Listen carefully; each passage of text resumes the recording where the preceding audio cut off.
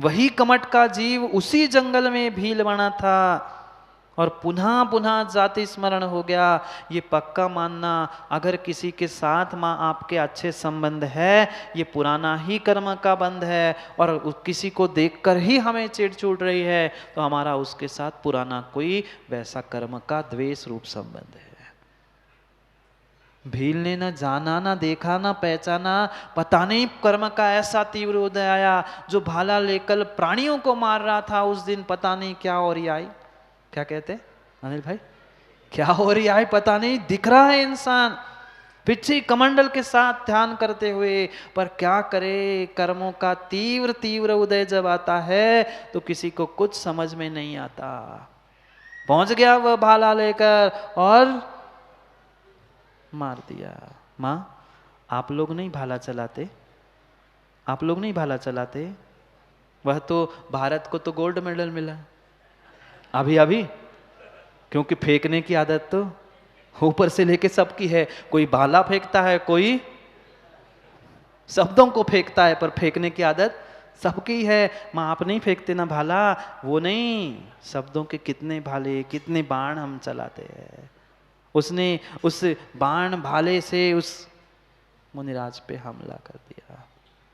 पुनः समाधि, पुनः समाधि, पुनः समाधि को उस अंतिम क्षणों में प्राप्त कर लिया, और पुनः वह उस ग्रहवेक तक पहुंचे, ऊपर पहुंचे 16वें स्वर्ग से और ऊपर ग्रहवेक में वह देव बने।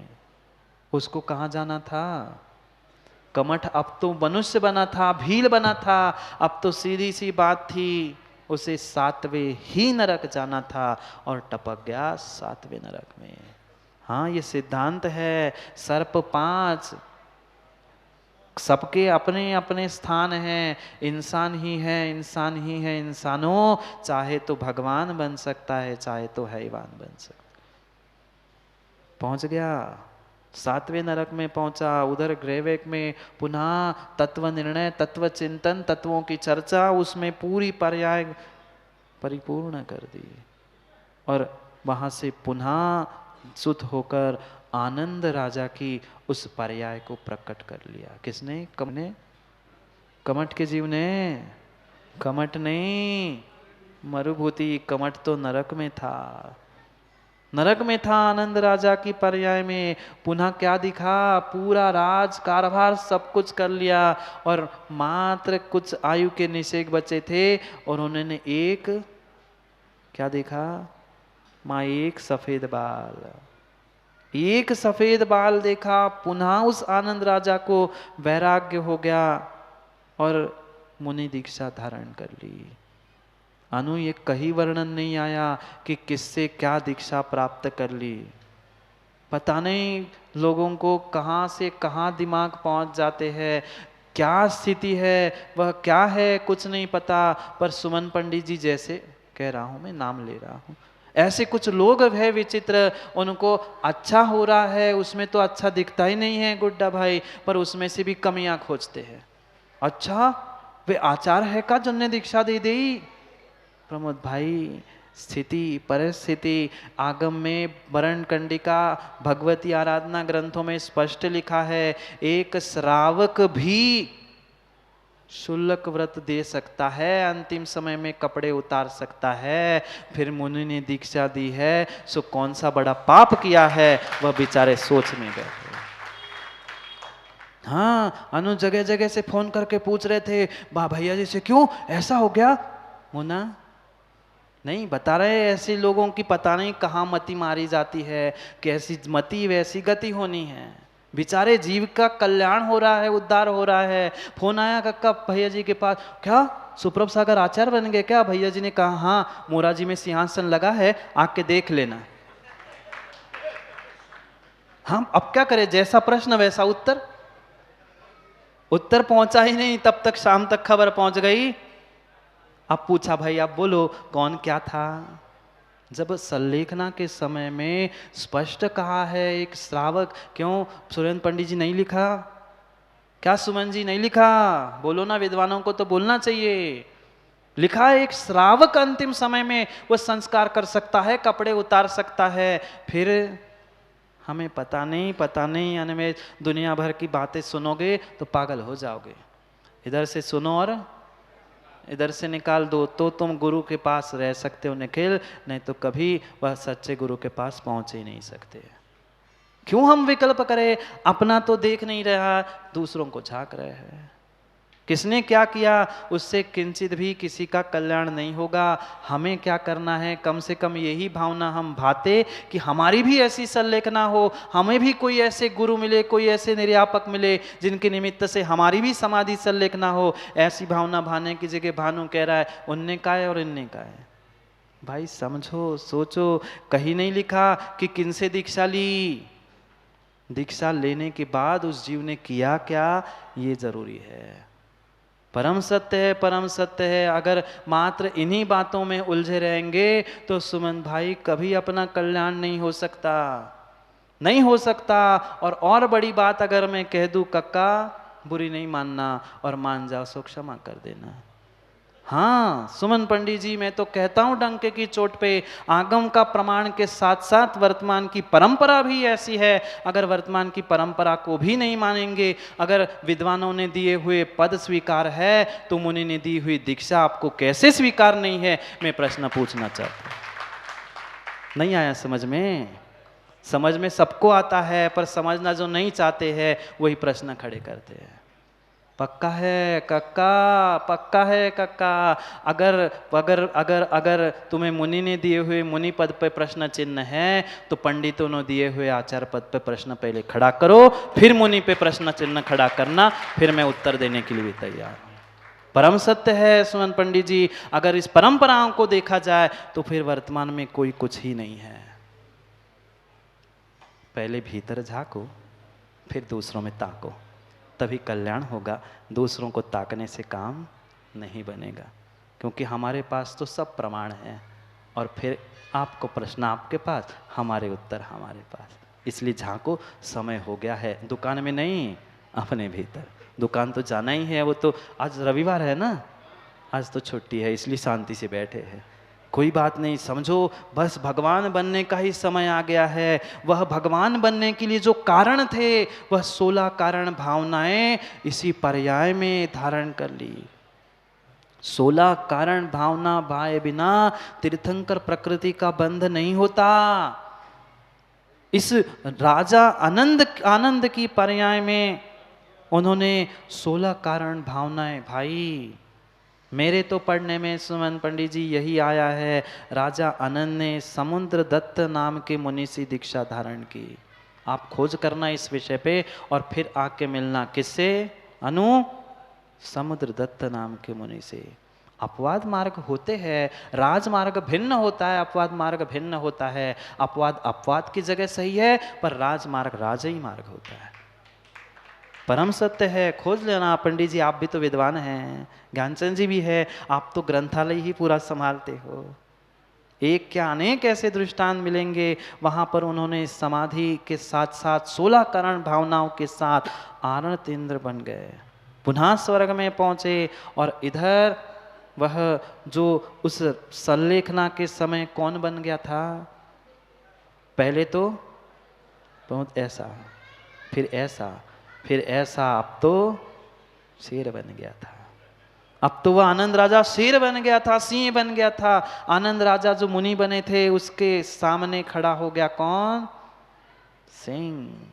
कमठ का जीव खाने के लिए वे ध्यान में थे, तल्लीन थे, अपने आत्मा में लीन थे। उन्हें कोई किसी से मतलब नहीं था, ध्यान में लीन थे। उधर शेर सिंह ने आया, भक्षण कर लिया।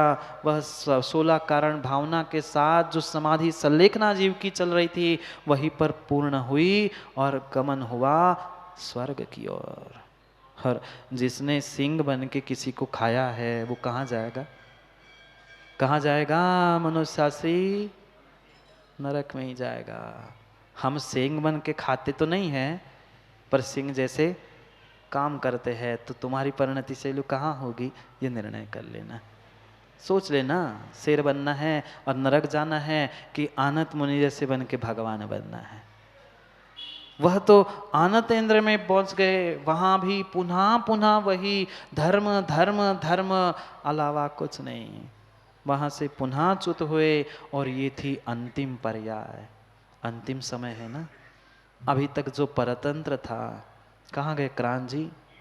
75 वर्ष देश के स्वतंत्रता के, जो 10 भवों से परतंत्र था जीव, ये अंतिम पर्याय थी जब स्वतंत्रता मिलने वाली थी। क्यों? आज स्वतंत्रता दिवस है ना, 75वां।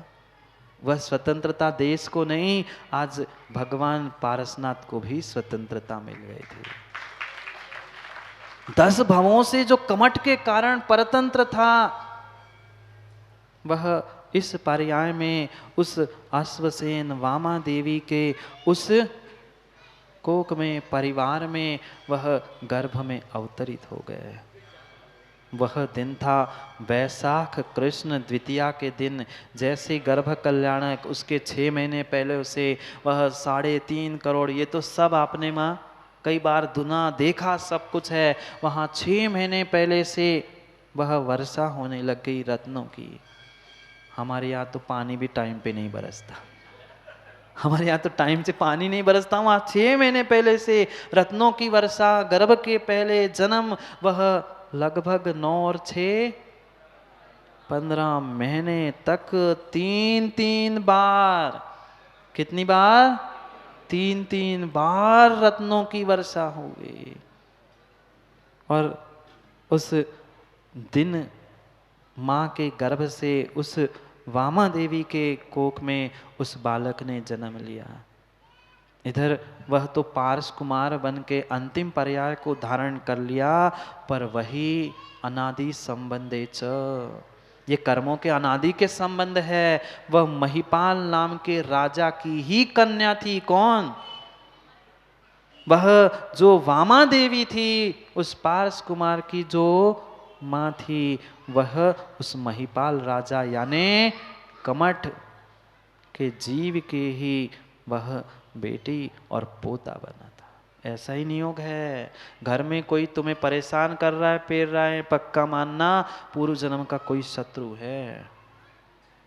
नाना की पर्याय को उसने प्राप्त कर लिया। इधर वह पारस कुमार ने जन्म लिया उस बनारस नगरी में। वह अपनी बहुत सारी उस यौवन अवस्थाओं की घटनाओं के साथ बढ़ते बढ़ते बढ़ते एक दिन की घटना, पहुंच गए जंगल जहां वो महिपाल राजा तापसी बनकर उस लकड़ी को हवन में डाल रहे थे, लकड़ी जला रहे थे। पहुंच गए वे पारस कुमार, पहुंच गए वे पारस कुमार और कहा कि तुम किसे कर जला रहे हो? इसमें तो सर्प है, इसमें तो नाग नागिन है। वो कौन मानता?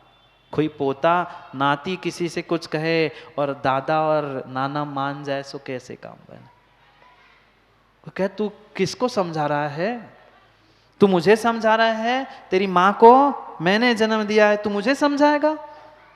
कहा मान जाओ मान जाओ। नहीं माने, उस आधे जलती लकड़ी को निकालकर 2 फाड़ करके दिखाए। वहां वह नाग नागिन का जोड़ा निकला। अपना काम हो गया, जीवों की रक्षा हो गई। वो तो समय पे स्थान पे पहुंच गए, पर इधर तापसी उस मिथ्यात के कारण तड़पता तड़पता मृत्यु को प्राप्त हुआ और मरकर ज्योतिष देव बन गया। इधर क्रम क्रम से उस पारस कुमार की अपनी युवा अवस्था पार करते करते वह उस वैराग्य के निमित्त से दीक्षा को भी धारण कर लिया। समय हो गया, इसलिए 4 बार घड़ी देख चुके कर, इसलिए समय हो गया, इसलिए जल्दी भगवान बना दे और फिर सब भगवान के लाडू को भी किसी को चढ़ाना है, अभी से किसी को खाने की पड़ी है। तो वह वैराग्य को धारण करके दीक्षा धारण कर ली और दीक्षा के बाद चैत्र कृष्णा 14 के दिन वह कैवल्य को प्राप्त कर लिया। और जैसे ही केवल ज्ञान हुआ, कैसे कैसे केवल ज्ञान कर लिया? ऐसे बैठे बैठे, ये उपसर्ग केवली थे। वह दिन आ गया यहाँ जब ज्योतिष देव, जो कौन? कमठ का जीव, वह विमान से अहि क्षेत्र जाते जाते उस अहि क्षेत्र में जहाँ वह ध्यान साधना कर रहे थे, वही वह ऊपर से जा रहा था और ये नियम है, जहाँ कोई निर्ग्रंथ मुनिराज है, जहाँ कोई चैत्यालय विराजमान है, उसके ऊपर से देवों का विमान नहीं जाता दर्शन किए बिना। आजकल के भौतिक विमान है प्रमोद भाई, सो गाड़ी सब कुछ उड़ जाते हैं। हाँ, बगल में महाराज बैठे हैं, सो भी गाड़ी से हॉर्न बजा के जा रहे, जैसे बहुत सारे लोग बजाते हैं ना, मंदिर दिखता है तो जाते जाते पैंक हॉर्न कर दे, मुझे बच जाएंगे, ऐसे गुरु के सामने भी हॉर्न बजा के जा रहा है। वो अच्छी बात थी, वो देवों का विमान था, देवों का विमान वही रुक गया। वो सोचता है किसने मेरा विमान रोका, और जैसे ही नीचे देखता है उतर के, ये कौन है संजय, ये वही है वेरी मेरा, जो 10 साल से मुझे पेर रहा है। कौन किसको पेर रहा था, कौन किसको पेर रहा था? कोई किसी को पेर नहीं रहा था। 9 साल से, 9 भवों से जो पेर रहा था, 9-10 साल नहीं, 9-10 भव, ये 10वां भव था, भवों से जो पेर रहा था, ये वही है। जाति स्मरण हुआ और शुरू हो गया पूर्व शत्रु का उपसर्ग। ओले शोले पत्थर पता नहीं क्या क्या गिरा दिए, वह तो मात्र पत्थर ओले शोले गिराता है, और तुम लोग माताओं क्या गिराते हो? हम तो पत्थर ओले शोले नहीं गिरा पाते, हम तो वचनों और व्हाट्सएप के ही पत्थर और बाण चलाते हैं। चलाओ, उसकी जैसी गति हुई राजू भाई, उनकी भी वैसी होनी है। पक्का ये कर्णानुग का सिद्धांत है, मेरे से लड़ने पूछने नहीं आना।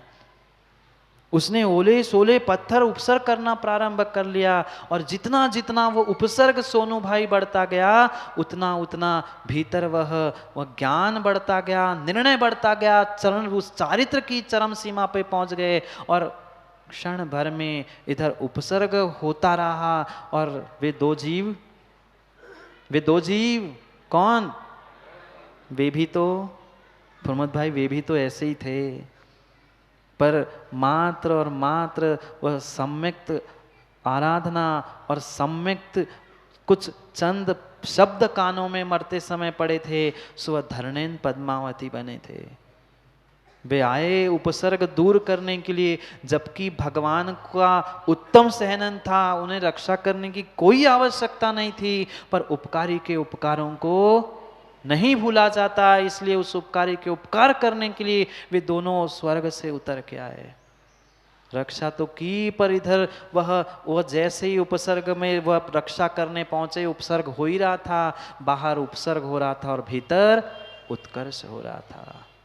जो अभी तक तो परतंत्रता थी, एक क्षण नहीं लगा, जैसे ही वह कैवल्य की प्राप्ति हो गई, जैसे ही कैवल्य की प्राप्ति होके 5000 धनुष ऊपर उठ गए, पता नहीं वह कमठ और उपसर्ग कहाँ चिमा गया। ऐसा ही होता है, उपसर्ग करने वाले करते रहते हैं, और जिसको उत्कर्ष करना है वो अपना उत्कर्ष करके चला जाता है।